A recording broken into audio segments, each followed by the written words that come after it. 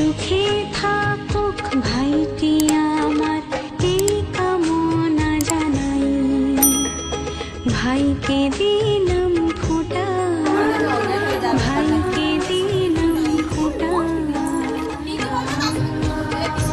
ভাই বাবারে দিলাম ফোঁটা, জমির দুয়ারে পড়লো কাঁটা।